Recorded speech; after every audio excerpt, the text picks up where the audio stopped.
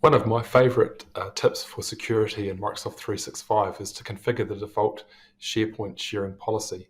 Often the default's not changed and allows anonymous links and other things. So I'll just give you a quick demo now of a couple of things you can change.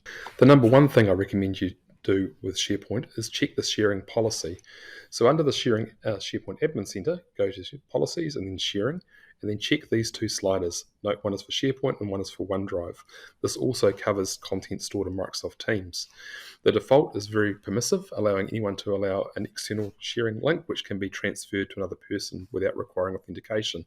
So you can make this more restrictive simply by dragging these sliders down and to the appropriate setting here. You can also go down to the more sharing options down here, and you can restrict sharing by specific domains. You can require users only to be a member of a security group before they can share externally, and you can require guests to authenticate before opening a link. You can also time limit things. So this is a great place to come have a look at. Please check this and have some safer sharing. Hi guys, I'm Dominic Burton and I work as a business development manager here for Egress in the UK. We're a cybersecurity company and in 2023 organisations need to be prioritising their cybersecurity strategy. Why? Because organisations are facing higher volumes and higher sophistication of threats coming from malicious external agents. So whether that's more sophisticated phishing attacks or business email compromise style attacks, organizations are seeing a barrage of threats that are targeting their users. Now, risk isn't only a one-way street. People within your organization, your users also pose risk to data security.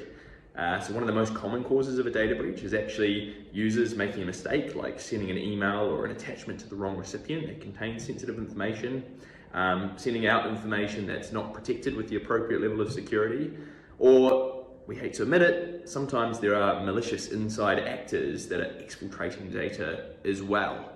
Now, regardless if these risks are inbound or outbound, at the core of it, it's human activated risks, or there's this human element that's a key part of that. And if organizations are going to look to eliminate this risk, they can't just invest in technology and they can't just rely on training and awareness alone.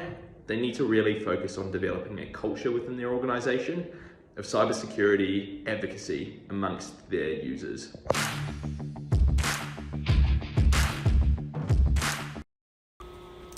This week's topic is guarding the gates, exploring the risks and threats for the digital workplace. So for me, this boils down to two major issues. The first one being impersonation. We're already seeing executives being impersonated over email in the digital workplace. So what's going to happen when bad actors start using things like artificial intelligence to clone people's avatars and synthesize their voice? How will we know the people we're meeting online are real or synthesized avatars? The next big issue for me is privacy. How do we stop our personal information being absorbed and incorporated into these large language models? Currently, nobody's talking about how to restrict or remove information from ChatGPT. And so if your information does end up getting hoovered into some of these systems, how do we actually stop that from happening? Anyway, I hope to see you guys at the conference soon. Bye.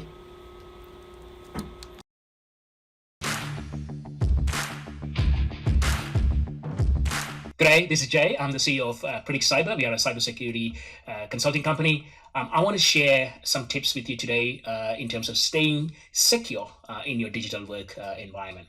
My very first tip is very different to most tips that you might expect. Don't stay online unless required. So don't keep your computers or your digital devices connected to the internet, to your Wi-Fi, unless you are actively on the internet. You are downloading some files, uploading some files, or having some conversations, or in a meeting. Do not have that internet connected to your device. If you have to leave your desk, disconnect from the internet, lock the screen, and walk away. So this is a very important tip because it actually reduces your exposure, your attack surface, and the time you are available for attackers to do something with your devices is restricted this way. Now I actually turn it off when I go to bed, I turn off the Wi-Fi. There's no digital connectivity unless I'm actively using it. So I recommend this as one of the most important tip that you can implement to reduce your risk and your exposure. MFA is a must. This is the second tip. Two-factor authentication is good, but a multi-factor authentication with a authenticator-like app that's installed on your phone is even better. So go for that. Any accounts that you have on any service, set this up. Go passwordless or passkey authentication if you can. But MFA with an authenticator app is essential. Third point is something that you know about, but like back up all your data, but also your configuration. Your MFA configuration, your API keys, your recovery keys, all those things should be backed up, encrypted, and securely stored in at least 2 different sort of physical sort of locations. Use a password manager because this will help you to use very long and complex passphrases. It's easy for the password manager to remember it, and also you can update the passwords quarterly or regularly to sort of prevent that additional risk. Use some kind of content filtering firewall. A lot of these tools are available nowadays with all the operating systems. Use a secure DNS like Quad9. Use secure browsers like privacy first browser like Brave or Chrome, but lock it down in terms of apply the most restrictive settings, and always open browser in a private window mode or incognito mode to actually launch any websites. And again, avoid clicking on links unless you know where the URL is going to. Whether it's SMS or email, just make sure that you don't click on things unless you know where they're going to. And if you have a suspicion, then click that link in a sandbox environment, so that way you have that protection for you. Obviously, antivirus and anti-malware software, have them installed, configured, up to date. Make sure operating system patches are applied. Mostly, digital environments typically managed by IT or MSPs. These things are pretty well set up. However, you also have a responsibility to make sure that it is actually happening in the environment. So do these checks regularly because it's a shared responsibility. You should also check for identity compromise for all your email addresses that you're using in the identity. Apple and Google are automatically notifying nowadays. So keep an eye out for those, and if you find out that there's a breach that involves your account, then obviously take the corrective action straight away. The other important thing that you can do is reduce the amount of sharing. So don't wish people happy 50th birthday on social media because you're revealing their date of birth, right? And lock down your profile. Don't have any contact details or personal information that can be used to impersonate your identity. Emails, try to keep the email trails short, try to reduce attachments. If you have to send documents that may have any information, try to zip it up with a password and share the password using a end-to-end encrypted messaging service like WhatsApp.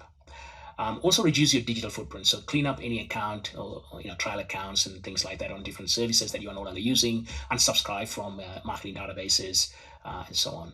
The final tip for you would be to sort of keep your private activity and your work activity separate.